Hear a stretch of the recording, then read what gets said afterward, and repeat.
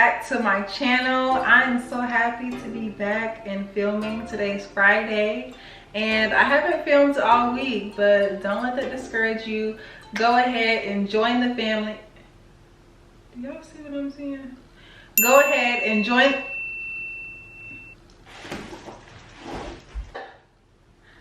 Oh my god, that was scary. Should I try again? Very unsettling. Let me get some lighting because we need to make this video and get it over with because my lighting is acting a little crazy. Okay, so yeah, like I said, I'm here today to talk about what to expect buying your first car. If you guys don't know, I recently went and bought my first car, hence my 2 past videos talking about buying one and my drive with me and my new baby girl. If you have not seen it, of course it'll be linked right here at the top and in the description box below. Okay, hopping right into what we're talking about is, you know, it's probably about that time if you're watching this, or I don't know, maybe you just never bought your first car, because that was me a few weeks ago until my car started acting up. This was my girl. She was paid off. I say this all the time. I'm not gonna get deep into my car because I can talk about it for my old car, my Ford Fusion SEL 2012, my baby girl. I'm not gonna get too deep into that because I can talk about that for a long time. But yeah, like I said, my car started acting up, and at this point I'm just like, I don't have time for maintenance issues. I need something that's reliable, that's gonna be there for me, that's, you know, new and up to date and don't really have to worry about maintenance and all that jazz. So I went into buying my first car, and do not take the steps I took. My process was very quick. My process was very random, so I am in no way telling you this is the way to go. I'm just telling you what to expect and also what I went through buying my first brand new car at 22. I didn't have a problem finding a salesman or a dealership. Your salesman is gonna help you with your car note. He's gonna help you with picking the right car, getting you what you want for the right budget. So I had the salesman and the dealership out the way. If you don't know, it was Hyundai. So I got that out of the way, and I wasn't really sure like how much cars went for. I wasn't sure how much they cost. I just really knew about car notes. So I'm like, okay, I want a car note under $300. Like, what kind of car can I get? Can I get a 2020?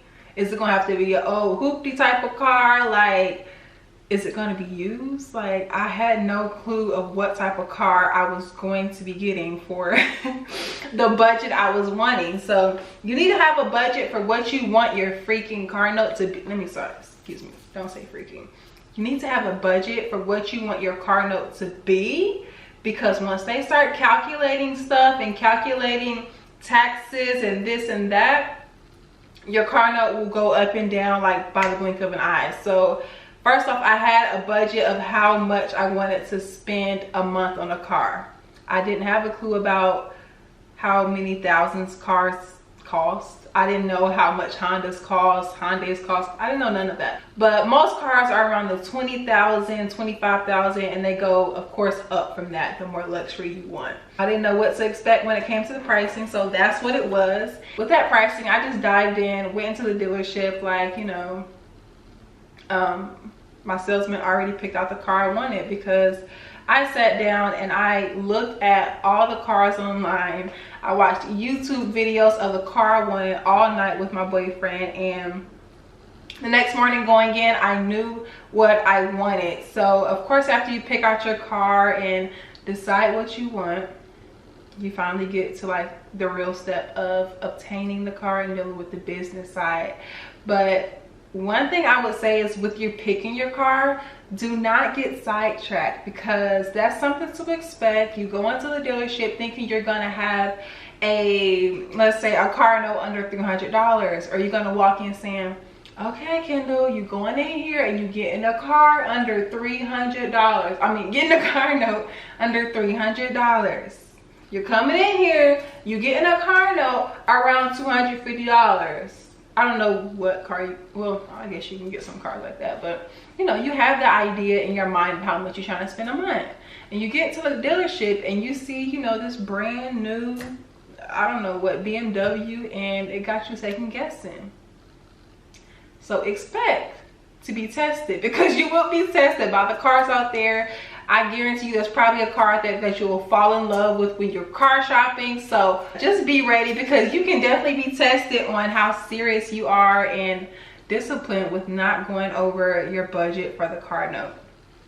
Now, it was time to get on the business side, which was the part I did not look forward to, because I always remember my mom being in a dealership for hours and hours and hours signing papers for the car. So I wasn't looking forward to this, so I didn't really know what to expect when it came to the timing. So of course you go in and you get hit with all these types of papers. Like when I tell you, it's just stacks and stacks of papers. And basically these papers are just for the state, basically registering your car, getting your tag registered and insurance registered, like just all your registrations for your new car. So I was just signing papers. I mean, you can really sit there and read each paper for exactly what it is. I think I did that for like the first paper and a half, and then after I'm like, baby, give me my car, let me get out. Time to go home. Like, it was so many papers, you didn't even want to read it. So yeah, expect to just be signing papers. You can have a copy of them to take home and look at them if you really want to be by the books, because you know when you sign your name, you want to know what you're signing it for. But I'm pretty sure everybody just signs the papers and goes. But yeah, it was tons of paper to sign, and I probably was in there for about 2.5, maybe 2 hours. So you better clear your day, be ready to spend some time in the dealership. And now down to the real nitty-gritty is, I guess this is how they range what your car note is going to be. They basically plug and chug. They're plugging all these numbers in while you're sitting there signing the papers. They put in like how much you said you're going to put down for a down payment, the information about your old car, your insurance, the new car. Like, they put in all this information while you're signing the papers, and expect to put a down payment down. If you don't, I don't think you can even buy a car without putting a down payment down. Well, yes you can, because I heard of stuff like called $0 down.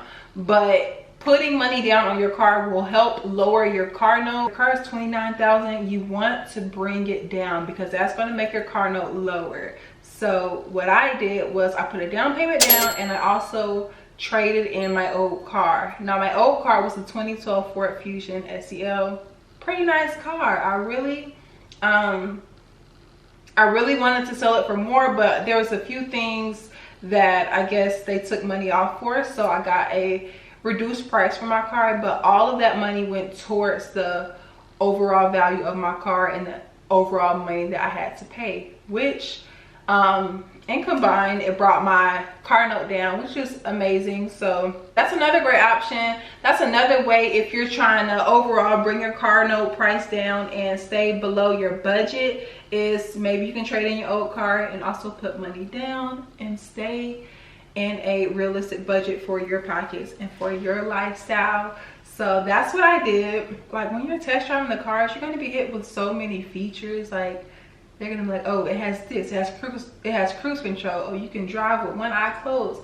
Oh, it beeps when it does this. Oh, it stops for you. Like, expect the unexpected with these cars, because these cars just advance and change every freaking year. Like, it's crazy what these cars can do. So it's really, really cool. The safety features be out of this world with brand new cars, like 2020 cars.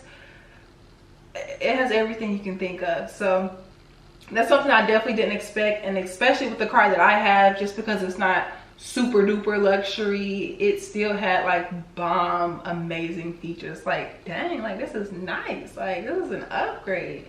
So that's something really cool. I did those two things to bring my payment down, the auto trade and then also the down payment. And after I signed all those papers, you have to go to the back with the manager, and that's when you sign more papers. You sign more papers in the back, but you're doing it with the manager, and this is like, I guess, the final step.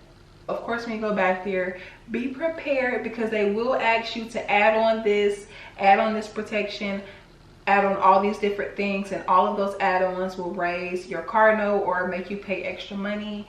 And we're not trying to do that. I don't know if you are, but just be aware that you will be kind of convinced or kind of persuaded to add on these things because, oh, they may seem like you need it, or oh, you may need this car theft protection so nobody steals your car. Like, it's just so many things they ask you, and you just gotta know, do you want to pay for that, or are you not trying to do that? Just let them know up front, like, nah, don't add nothing on, give me this car for the lowest price you can. So you just have to let them know that. So that was that. And I know originally they told me my car note was going to be a lot higher than what it was, but once we got into the office, and like I said, he started like plugging and chugging. Why do I keep saying plug and chug?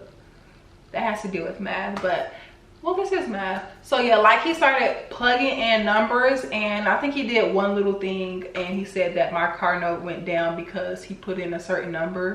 So yeah, just try and ask them if there's any way you can bring it down or reduce it. Let me know. So after that, after we did all that paperwork and stuff, I paid my down payment, and then I got my keys for my car. Like, my girl was clean.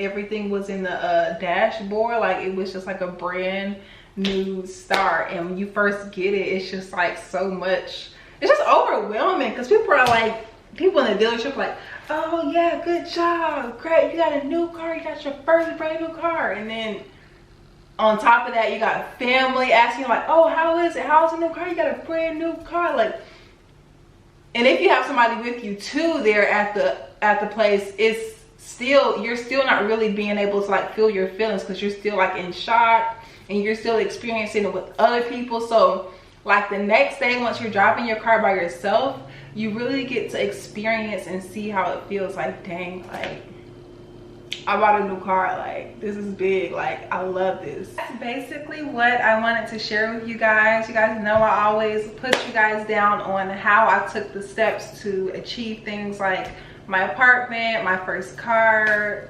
paying off my first car, and all of the information about those videos are linked at the top and in the description box below. Okay, so Friday night I'm about to probably work on some homework, edit some videos, probably edit another video, do another assignment, and we are filming my car tour tomorrow. So make sure you are tuned in for seeing my brand new car, my baby girl. And thank you guys, I think I said that already. Thank you guys for watching. I'll see you in my next video. Bye, beautiful.